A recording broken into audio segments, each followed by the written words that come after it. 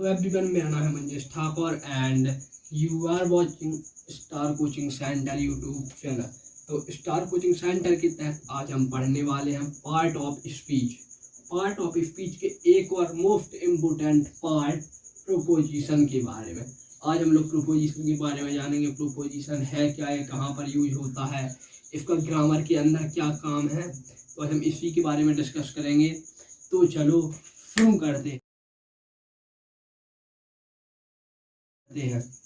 तो सबसे पहले देखेंगे हम प्रोपोजिशन की परिभाषा। पहले तो प्रोपोजिशन का मैंने यहाँ पे हिंदी मतलब नहीं लिखा है, तो प्रोपोजिशन का हिंदी मतलब होता है संबंध सूचक। अभी परिभाषा समझ जाने इसलिए मैंने नहीं लिखा है।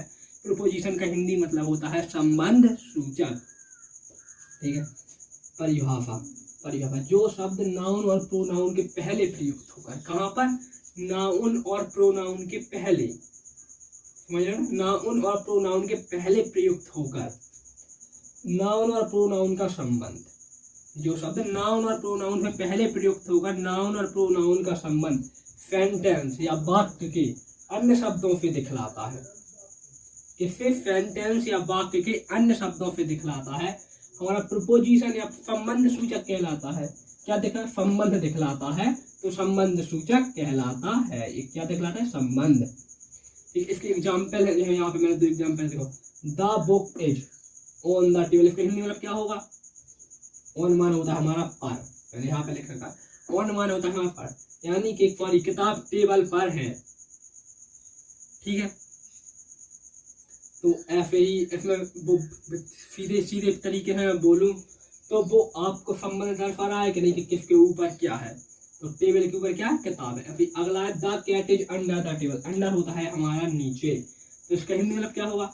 बिल्ली टेबल के नीचे है। तो यहाँ भी उसने संबंध दर्शाया कि बिल्ली कहाँ है? टेबल के नीचे है। तो इसके बहुत सारे जो पार्ट ऑफ स्पीच का है, जैसे प्रोपोजिशन में भी कई होते हैं।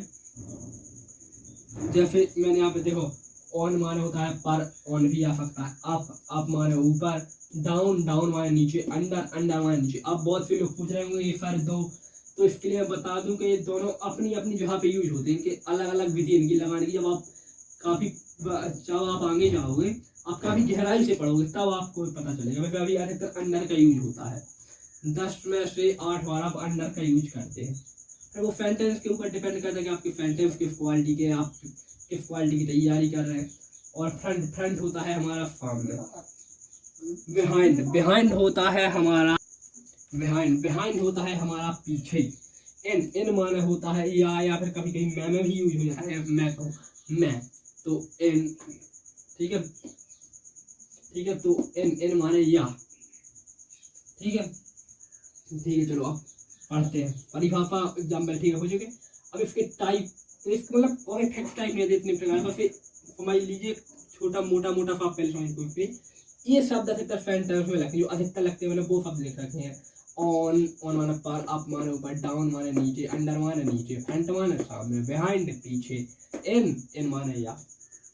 जो इसका मोस्ट है वो है एट IT वाला नहीं, वो होता है एट, ये होता है एट का प्रयोग।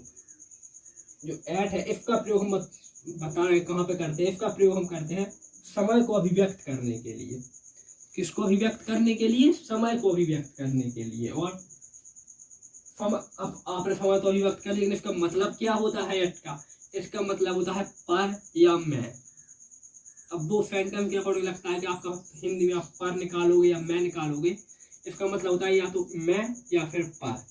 ठीक है, तो एट का प्रयोग समय को अभिव्यक्त करने के लिए पर या मैं के अर्थ में। ठीक है, और अब समय सूचित वाक्यों में भी, या समय सूचित जो है आपको कोई लगे यहाँ पे कोई समय की बात हो रही है, तो वहाँ पर भी हम एट का प्रयोग करते हैं।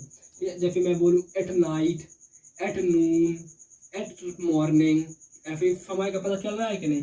जैसे मैं बोल दूँ एट 5 o'clock, यानी कि 5 बजे है। इसी प्रकार से आप और भी कुछ बोल सकते हैं। तो इसका अगला है और कहाँ एट का प्रयोग करते हैं। इसका एट का और दूसरा प्रयोग है, देखो जहाँ पर कीमत की बात हो, कीमत यानी कि प्राइस, कॉस्ट। ठीक है, कीमत की बात हो, दर की बात हो।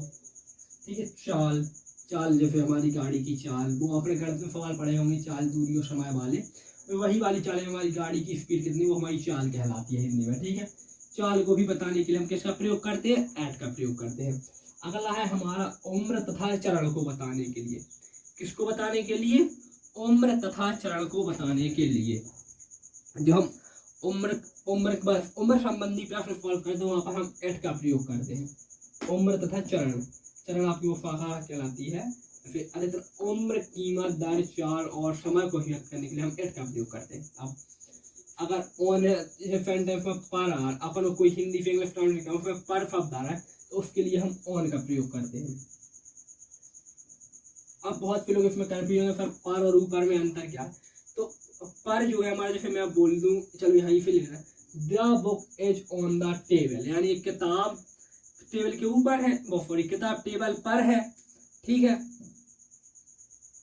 किताब टेबल पर है। और अब अगर मैं बोल दूं कि किताब टेबल के ऊपर है, अगर ऊपर शब्द यूज होगा तो आप वहां पर अप लगाएंगे, यदि पर शब्द यूज होगा तो आप वहां पर ऑन लगाएंगे, ठीक है।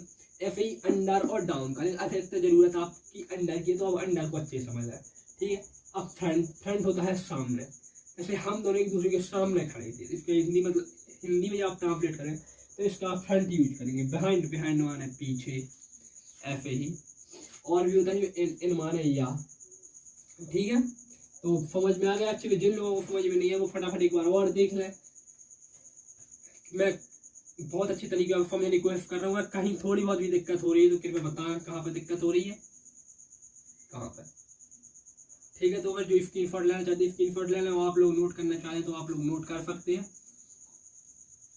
तो हो गया आपका काम। तो जल्दी जल्दी चैनल को लाइक कर दें, शेयर कर दें और सब्सक्राइब कर दें, और ऐसी और भी वीडियो आपको आती रहेंगी, तो चैनल को पक्के सब्सक्राइब जरूर कर लेना।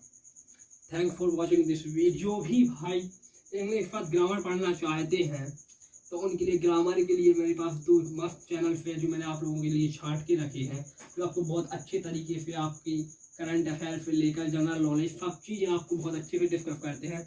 वो 2 चैनल हैं, जो उसमें पहला है हमारा जी के क्वेश्चन विथ पुष्पेंद्र, ठीक है। आप इस क्वेश्चन को आप यूट्यूब पे सर्च करना चाहें तो यूट्यूब पे सर्च करते हैं, यूट्यूब चैनल है इनका, और नहीं तो मैं आपको डिस्क्रिप्शन में इसकी लिंक दे दूंगा, आप वहाँ पे जाके इस चैनल को देख सकते हैं। और दूसरा है हमारा जी के क्विज विथ दिनेश 7788, क्या जी के क्विज दिनेश और जी के क्विज विथ दिनेश 7788, ठीक है। तो आप यहाँ पे जाके डिस्क्रिप्शन बॉक्स में इसकी लिंक मिल जाएगी, वहाँ पे इनकी वीडियो देख सकते हैं। धन्यवाद।